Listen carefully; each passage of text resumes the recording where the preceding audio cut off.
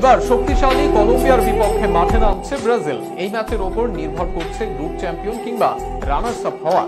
আবার এই ম্যাচের উপরে নির্ভর করছে টুর্নামেন্টে নিজেদের অবস্থান আর শক্তিমত্তার পরিচয় দেওয়া। কিন্তু যাদের বিপক্ষে ম্যাচ, তারা হার চোখে দেখেনি গত 25টি ম্যাচেও।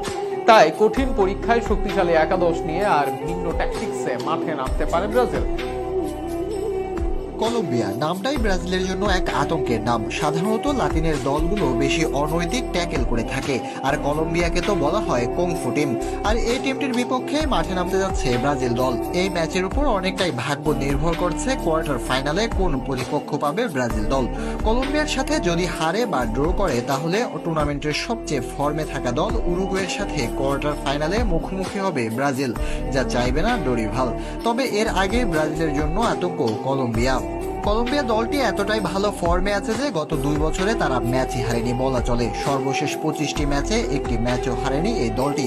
তাই কলম্বিয়ার বিপক্ষে বেশ খড়কাট পোড়াতে হতে পারে ব্রাজিলকে। গ্রুপ পর্বের শেষ ম্যাচটিতে ব্রাজিল দলের গোলরক্ষক হিসেবে থাকছেন এলিসন বেকার, তাতে কোনো সন্দেহ নেই। ব্রাজিল সম্প্রতি মিডফিল্ডে দারুণ খেলছে, আর সেখানে নেতৃত্ব দিচ্ছেন ওয়েস্ট হাম তারকা পাকুয়েতা আর গুইমারেস। এই দুজনের সাথে গোমেজকে দেখা যাবে এই ম্যাচের মিডফিল্ডে। আর ব্রাজিলের ডিফেন্স লাইনে আগামীকালও অভিজ্ঞ মার্কিনোসের সাথে দানিলো আর অ্যারেনা থাকবেন একাদশে। পাশাপাশি অন্য সেন্টার ব্যাক হবেন মিলিটাও। ভিনিকে নিয়ে অনেক বেশি কথা হলেও গত ম্যাচে সবাইকে চুপ করিয়ে দিয়েছেন ভিনি, করেছেন জোড়া গোল। ফলে এই ম্যাচেও মূল দায়িত্বে থাকবে তার উপরেই। পাশাপাশি দলের নম্বর 10 রদ্রিগোর সাথে এই ম্যাচেও শুরুর একাদশে দেখা যাবে প্রথম 2 ম্যাচে দারুণ খেলা সেভিওকে।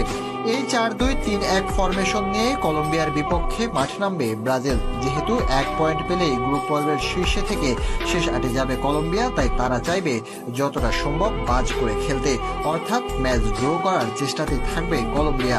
তবে ব্রাজিলের জন্য এই ম্যাচে জয় বেশ গুরুত্বপূর্ণ। 3 তারিখ ভোর 7টায় মাঠে গড়াবে এবারের কোপা আমেরিকার গ্রুপ পর্বের সবচেয়ে হাই ভোল্টেজ এই ম্যাচটি।